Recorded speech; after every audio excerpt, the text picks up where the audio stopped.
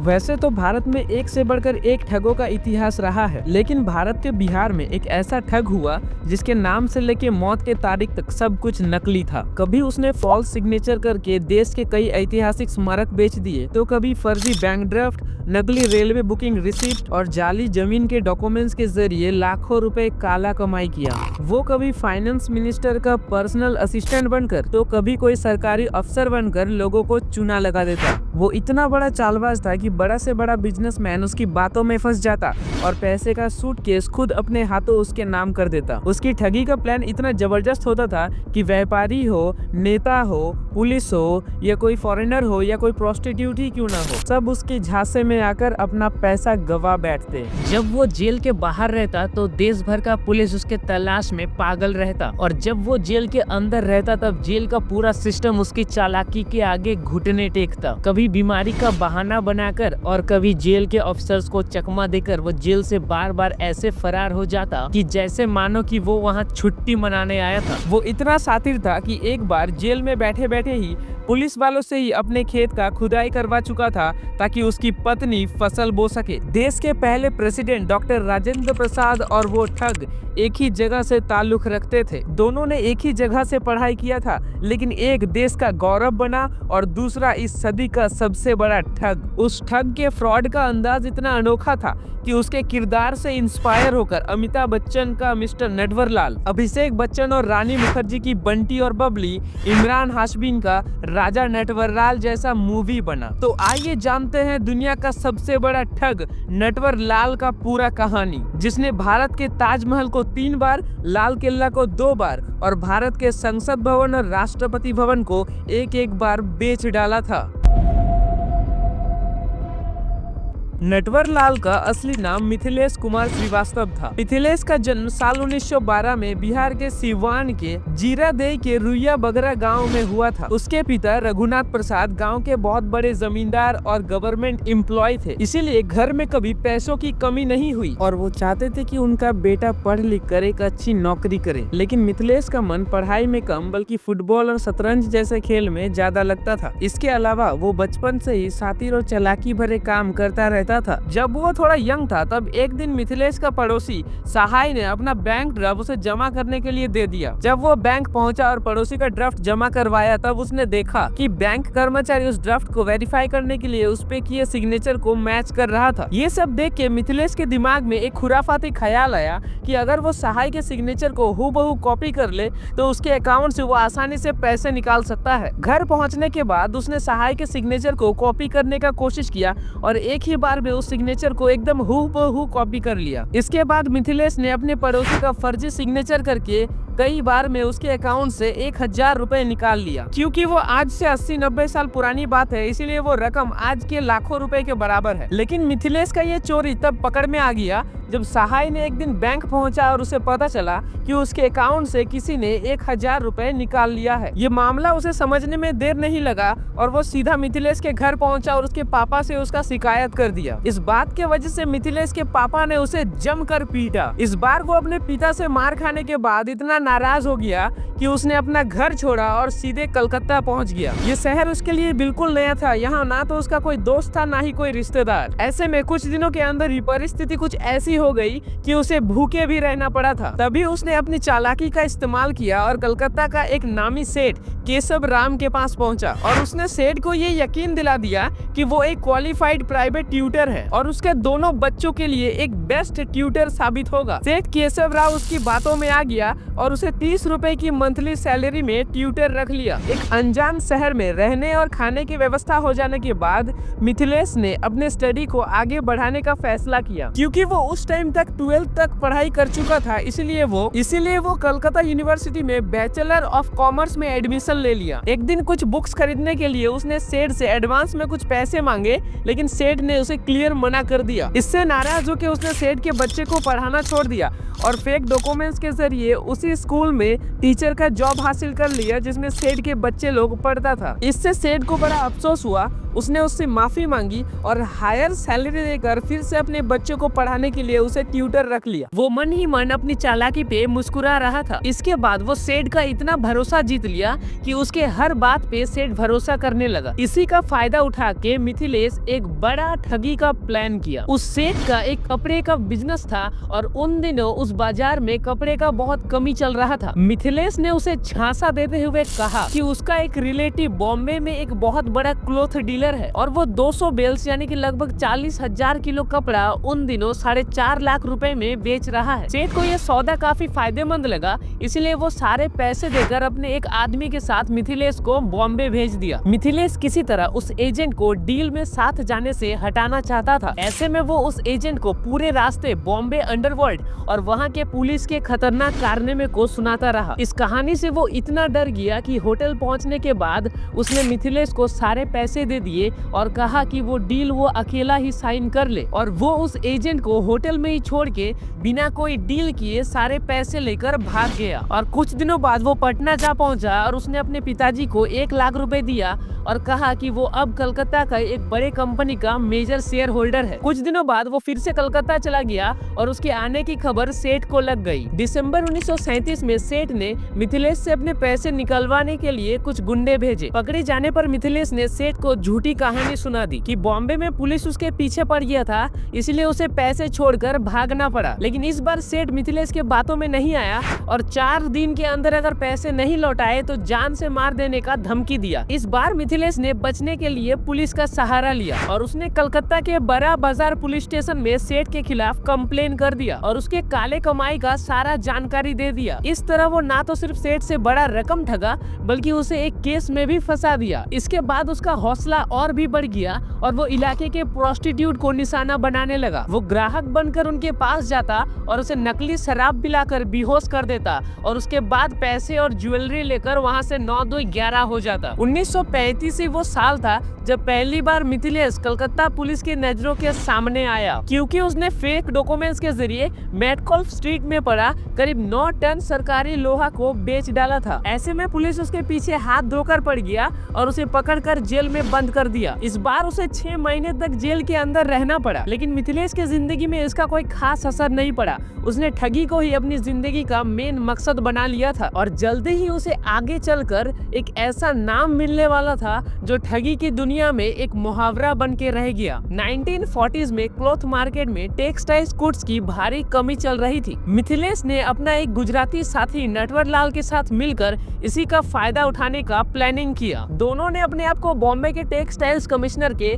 Purchase officer बताकर कपड़े बनाने वाले कंपनियों से कांटेक्ट करता और उसे कम दाम में ज्यादा से ज्यादा कॉटन दिलवाने का वादा करता। वो नकली रेलवे रिसीट दिखाकर उनसे कहते कि माल उत्तर प्रदेश के आजमगढ़ रेलवे स्टेशन में डिलीवरी होगा और वो वहीं से उसे कलेक्ट कर ले। कपड़ों की कमी की वजह से कुछ बड़े मैन्युफैक्चरर्स उन दोनों के बातों में आ जाता और एडवांस में बड़ा रकम दे बैठता, लेकिन जब मैन्युफैक्चरर्स अपना माल लेने आजमगढ़ स्टेशन पहुंचता तब उसे वहां कुछ नहीं मिलता। हालांकि ये खेल ज्यादा दिन तक नहीं चल सका और एक दिन पुलिस छापा मारकर मिथिलेश को पकड़ लिया, लेकिन उसका गुजराती साथी नटवर लाल किसी तरह वहां से भाग निकला। इन सब में पुलिस कंफ्यूज हो गया और उन्हें लगा कि मिथिलेश ही नटवर लाल है और उसके ऊपर नटवर लाल के नाम पर केस दर्ज कर दिया और यहीं से मिथिलेश कुमार श्रीवास्तव हमेशा के लिए नटवर लाल बन गया। जेल से निकलने के बाद मिथिलेश को लोग नटवर लाल के नाम से ही जानने लगे। इतना कम उम्र में भी कई बार जेल जाने के बाद भी उसका आदत नहीं बदला। अब वो काफी कम पैसे में रेलवे वैकेंसी बुक करके रेलवे रिसीट बनाकर व्यापारियों को चूना लगाता रहा। एक बार उसने एक बिजनेसमैन को कंसाइनमेंट भी भेजा, लेकिन उसने जब घर जाके उस बैग को खोला तो उसमें माल के बदले ईंट और पत्थर निकला। इसके बाद Natwar Lal false bank cheque से भी लोगों को लाखों रुपए का चूना लगाया। उसका तरीका काफी सिंपल था। वो जिस भी शहर में जाता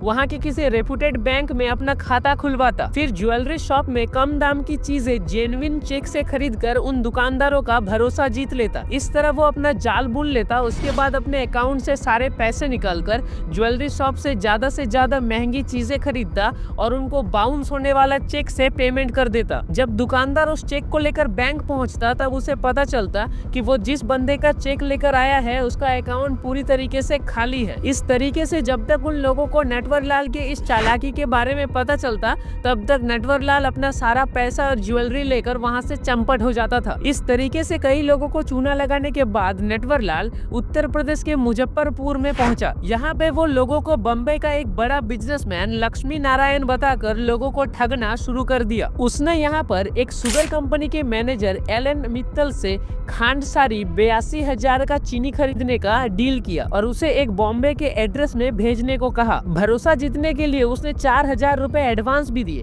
जिसके बाद मित्तल ने उसके दिए गए पते पर सारा माल पहुंचा दिया। इसके बाद नटवरलाल मित्तल को बाकी पैसे दिए बिना ही बॉम्बे भाग गया। इसके बाद सारा चीनी बॉम्बे शुगर मर्चेंट एसोसिएशन का प्रेसिडेंट मोहन गुरवानी को बेच दिया, जिससे उसे 60,000 रुपए मिले, जिसके वजह से इस पूरे सौदे में नटवरलाल को 56,000 रुपए का फायदा हो गया। और नटवरलाल इस ठगी को अंजाम देने के बाद हमेशा की तरह एक दूसरे शिकार की तलाश में दूसरे शहर निकल पड़ा और इस बार वो अपना अड्डा दिल्ली को बनाया। वो दिल्ली के राजा ज्वेलर्स गया और वहाँ पे उनको तत्कालीन union finance minister VP Singh का पर्सनल असिस्टेंट बताकर उनके लड़के के शादी के लिए कई सारे एक्सपेंसिव ज्वेलरी खरीद लाया। यहाँ पे उसने पेमेंट के लिए एक नया दाव खेला। उसने दुकानदार से कहा कि वो अपना एक आदमी उसके साथ नॉर्थ ब्लॉक भेज दे जहाँ वो उसको पेमेंट करेगा। जब दुकान का एक आदमी उसके साथ नॉर्थ ब्लॉक पहुंचा तब उसने खुद अंदर जाकर वीपी सिंह का पर्सनल असिस्टेंट होने का एक्टिंग किया ताकि बाहर खड़े लोगों को कोई संदेह ना हो। इसके बाद वो वहां से बाहर आया और बाहर खड़े लोगों को 82,000 का एक फॉल्स ड्राफ्ट दिया और वहां से सारा ज्वेलरी लेकर भाग गया। कुछ टाइम बाद वो यही ट्रिक कनॉट प्लेस के एक बड़े घड़ी के दुकान में भी अपनाया। इस बार उसने खुद को union finance minister ND Tiwari का पर्सनल असिस्टेंट टीएन तिवारी बताकर कहा कि कांग्रेस का एक पार्लियामेंट पार्टी होने वाला है और इसमें शामिल होने वाले सभी लोगों को एक एक घड़ी गिफ्ट दिया जाएगा, इसलिए उसको सबसे महंगी घड़ियां दिखाया जाए। नटवरलाल ने यहाँ 93 घड़ी पसंद करके उसे पैक करवा कर कहा कि पेमेंट नॉर्थ ब्लॉक में होगा। ऐसे में पेमेंट लेने के लिए नटवरलाल के साथ दुकानदार ने अपने एक आदमी को नॉर्थ ब्लॉक भेज दिया। वहाँ नटवरलाल ने उस आदमी को 33,000 रुपए का एक फेक बैंक ड्राफ्ट थमा दिया। 2 दिन बाद जब दुकानदार उस बैंक ड्राफ्ट को लेकर बैंक पहुंचा कैश करवाने के लिए, तब ये जानकर उसका दिमाग हिल गया कि बैंक ड्राफ्ट नकली था। नटवरलाल का दिमाग इतना शातिर था कि वो एक ही ट्रिक को थोड़ा इधर उधर करके दुकानदारों को अलग अलग जगह में चूना लगाता रहा। जहां वाराणसी में उसने डिस्ट्रिक्ट जज अंबिका पांडे बनकर 25,000 रुपए का घड़िया चुराया और शाहजहांपुर के एक वॉच डीलर से 48 घड़ी लेकर गायब हो गया। कानपुर के सदर बाजार में एक दुकानदार वाले को उसने इतना बहलाया फुसलाया कि उसने अपनी 83 घड़ियों का सूटकेस उसके हवाले कर दिया। लेकिन आखिर कब तक एक ही ट्रिक उसका काम आता। अगले महीने जब उसने एक ही तरह की कहानी लेकर गोरखपुर में एक वॉच डीलर के पास पहुंचा, तब दुकानदार ने तुरंत उसका चाल भाप लिया और उसने पुलिस को इन्फॉर्म कर दिया और उसे वही अरेस्ट करवा लिया। लेकिन हमेशा की तरह उसने कुछ ही दिन के अंदर जेल से वापस भाग गया। कहा जाता है कि नटवरलाल का शिकार सिर्फ छोटा दुकानदार ही नहीं था, बल्कि उसने अपने हुनर से टाटा, बिरला, अंबानी तक को ठगा था। वो कभी जरूरतमंद तो कभी समाज सेवक बनकर उन लोगों के पास पहुंचता और बड़े बड़े डिमांड ड्राफ्ट और चेक लेकर वहां से फरार हो जाता। लेकिन उसे सबसे ज्यादा पॉपुलैरिटी तब मिला जब उसने फेक डॉक्यूमेंट्स के जरिए ताजमहल को 3 बार, लाल किला को 2 बार और पार्लियामेंट हाउस और राष्ट्रपति भवन को एक बार बेच डाला था। जिस दिन उसने पार्लियामेंट को बेचा उस दिन वहाँ सेशन चल रहा था और वहाँ देश के सैकड़ों सांसद मौजूद थे। ये भले ही सुनने में अजीब लगता है कि एक आम सा दिखने वाला शख्स इन मॉन्यूमेंट्स को कैसे बेच सकता है और इन्हें खरीदने वाला भी कौन होता होगा। लेकिन अगर वो ऐसा नहीं करता तो शायद ही आज उसे दुनिया का सबसे बड़ा ठगी का खिताब मिलता। होता कुछ यूँ था कि नटवरलाल सूट बूट पहन के ऐसे फॉरेनर्स के तलाश में रहता जो कि इस तरह के हिस्टोरिकल प्लेस को खरीदने में इंटरेस्टेड हो। वो उन लोगों के पास अपने आप को गवर्नमेंट का ऐसा एम्प्लॉय बताता जिसके पास इन मॉन्यूमेंट्स को बेचने का अथॉरिटी हो। वो उन लोगों को ऐसे फेक डॉक्यूमेंट्स दिखाता जिसमें इन इमारतों इमारतों की बारीक से बारीक चीज लिखा होता, क्योंकि नटवरलाल बहुत अच्छा इंग्लिश बोलता था और उसका पहनावा, उसका एक्शन और उसका कॉन्फिडेंस देखकर फॉरेनर्स इतना कन्विंस हो जाता कि वो नटवरलाल की बातों में यकीन करके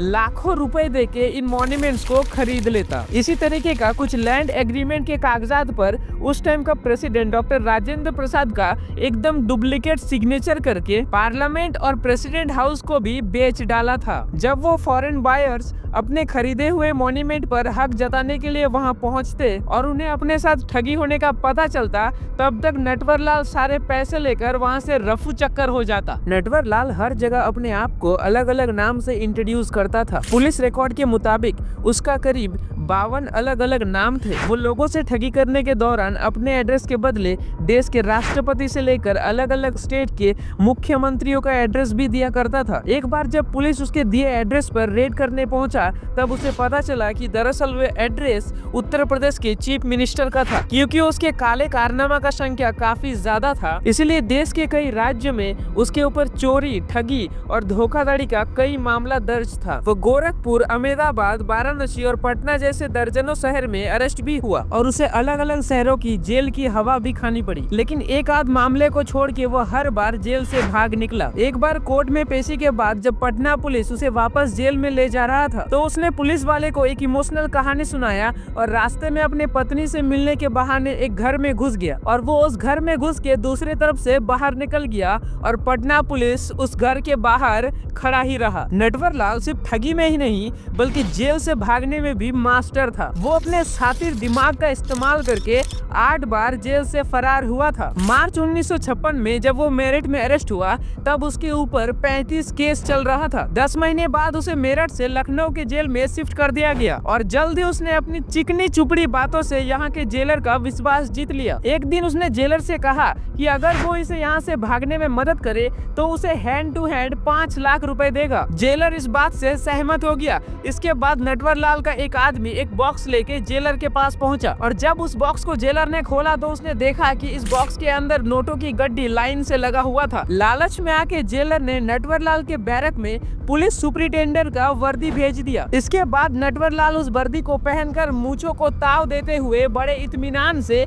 जेल से बाहर निकल गया और जेल के बाहर उसके लिए इंतजार करता हुआ एक कार में बैठकर वहां से रफू चक्कर हो गया। बाद में जब उस जेलर ने उस नोटों से भरे हुए बैग को खोल कर देखा तो उस नोटों की गड्डी में सिर्फ ऊपर वाला नोट असली था और बाकी सब कागज से भरा हुआ था। इस बात पे जेलर गुस्से से तिलमिला उठा, लेकिन अब क्या फायदा जब चिड़िया चुप गई खेत। साल 1996 में नटवरलाल एक बार फिर एक फेमस एस्केप को अंजाम दिया। उन दिनों वो कानपुर के जेल में बंद था और उसका उम्र 84 साल हो चुका था। पैरों में सीरियस प्रॉब्लम की वजह से वो बिल्कुल भी चल फिर नहीं पाता था। जब भी उसे कहीं ले जाना होता तो पुलिस वाले उसे व्हील चेयर पर बैठा कर ले जाया करते। इस दौरान वो कुछ और बीमारियों से भी जूझ रहा था। कानपुर जेल अथॉरिटीज ने कई बार उसका ट्रीटमेंट भी करवाया, लेकिन इसके बावजूद उसके हेल्थ में कोई ज्यादा इम्प्रूव नहीं आया। इसके बाद नटवरलाल ने जेल प्रशासन को एक चिट्ठी लिखकर गुजारिश की कि वो अपने पैर के इलाज दिल्ली के कोई अच्छे हॉस्पिटल में करवाना चाहता है। जेल प्रशासन ने इजाजत दे दिया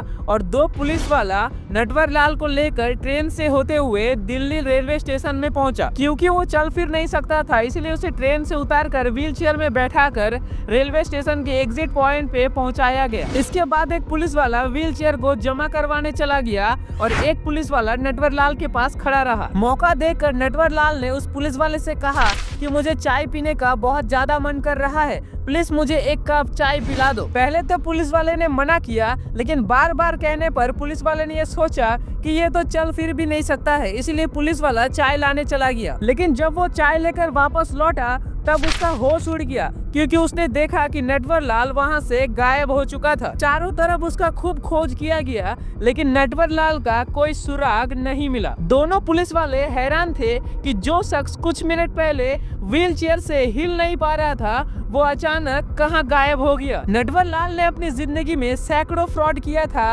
और उसके ऊपर 100 से ज्यादा केस भी चल रहा था। इनमें से सिर्फ 9 मामलों में कोर्ट ने उसे सजा सुनाया, जिसमें टोटल उसे 113 साल का सजा सुनाया गया था। लेकिन असल में नटवर लाल अपनी चालाक दिमाग की वजह से सिर्फ 20 साल ही जेल में रहा। फ्रॉड करने और जेल से भागने के अलावा भी नटवर लाल अपने हाजिरी जवाबी में भी काफी फेमस था। एक बार कानपुर की अदालत में जब उसका पेशी हुआ तब जज ने उससे पूछा कि तुम इतने आसानी से ठगी कैसे कर लेते हो। नटवर लाल ने बोला कि जज साहब क्या आपके पास 1 रुपया है। जज साहब ने हैरान होकर पूछा क्यों। फिर नटवर लाल ने कहा आप दीजिए तो सही, फिर सब कुछ बताता हूँ। जज साहब ने क्यूरियोसिटी में उसे 1 रुपया दे दिया। इसके बाद नटवर लाल ने वो रुपया अपने जेब में रख दिया और मुस्कुराते हुए कहा बस जज साहब, मैं हर ठगी कुछ ऐसे ही किया करता हूँ। मैं तो बस लोगों से मांगता हूँ और वो खुशी खुशी मुझे दे भी देते हैं। उसका बात सुन के कोर्ट रूम के सारे लोग हंसने लगे, साथ ही जज साहब के चेहरे में भी एक मुस्कुराहट आ गया। इसी तरह एक बार जब वो वाराणसी की जेल में बंद था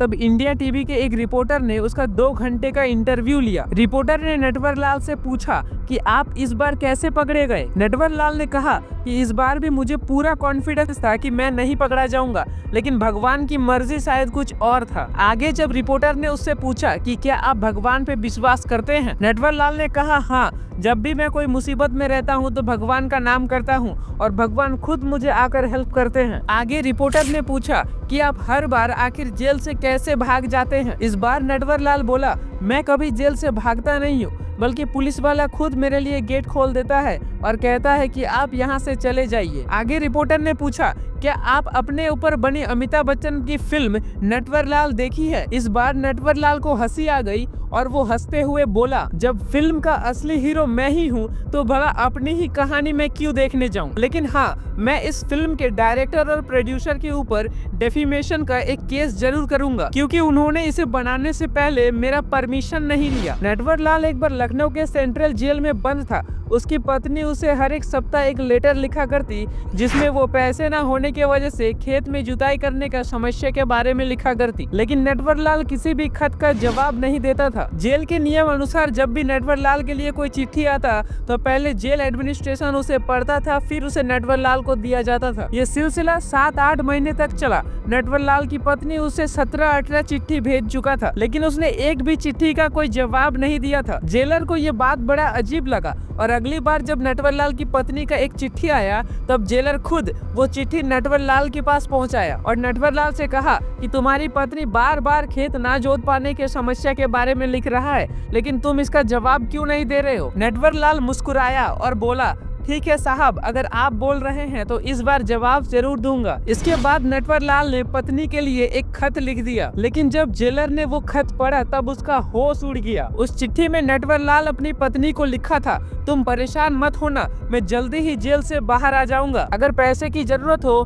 तो खेत में मैंने सोने चांदी के कुछ गहने और पैसों से भरे हुए एक बक्से को खेत में गाड़ दिया है, उसे निकाल लेना और अपना खर्चा चलाना। इतना पढ़ते ही जेल एडमिनिस्ट्रेशन हरकत में आ गया, क्योंकि उसके ऊपर पहले से ही चोरी और ठगी के सैकड़ों केस मौजूद थे। इसीलिए उन्हें लगा कि शायद वो सारा पैसा और सोना खेत में गाड़ के रखा होगा। जल्दी ही पुलिस नटवर लाल के गांव पहुंचा और उसके बताए हुए खेत में खुदाई शुरू कर दी। सुबह से शाम हो गया लेकिन उन्हें वहां कुछ नहीं मिला। कुछ महीने बाद नटवर लाल की पत्नी का एक और खत जेल पहुंचा जिसमें लिखा था मेरे खेतों की इतनी अच्छी जुताई के लिए धन्यवाद। जेलर साहब, इस बार की फसल तो बहुत अच्छा हुआ है। भले ही वो दुनिया की नजरों में एक ठग था, लेकिन उसके गांव के लोग उसे एक बहुत ही समझदार, इज्जतदार और मददगार लोग मानता था। अपने गांव के लिए नटवर लाल कोई क्रिमिनल नहीं बल्कि एक रॉबिन हुड टाइप का इंसान था जो अमीर लोगों से पैसे लूटकर गरीबों की मदद करता था। गांव वाला उसका इतना इज्जत करता था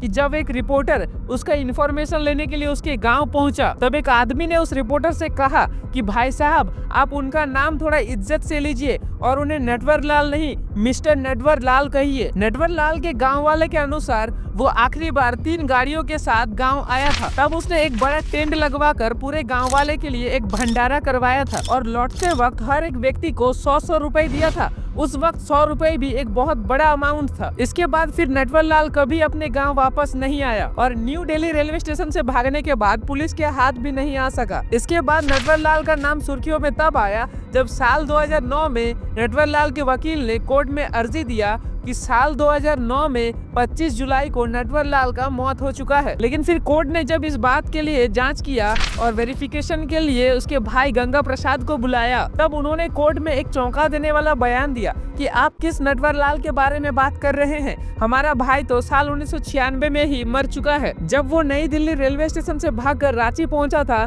तब वही एक रोड एक्सीडेंट में उसका मौत हो चुका था और हमने वहीं उसका अंतिम संस्कार भी कर दिया था। हालांकि रांची जाकर कुछ सरकारी ऑफिसर्स ने इस बात की पुष्टि करने की भी कोशिश की, लेकिन उसके मौत की बात तब भी कंफर्म नहीं हो सका। इस तरह नटवर लाल की मौत की तारीख और वजह दोनों आज तक एक राज बना हुआ है। एक तरह से देखा जाए तो नटवर लाल ने अपने मौत को भी ठग लिया था। शायद इसीलिए आज भी अगर कोई बड़ा ठग होता है तो लोग ठगने वाले को नटवर लाल के नाम से ही बुलाते हैं, क्योंकि उनका नाम ठगी के इतिहास का एक मिसाल बन चुका है। इसके बाद ना जाने कितने ठग आए और चले गए, लेकिन ठगी के दुनिया का बादशाह एक ही था और वो था नटवर लाल।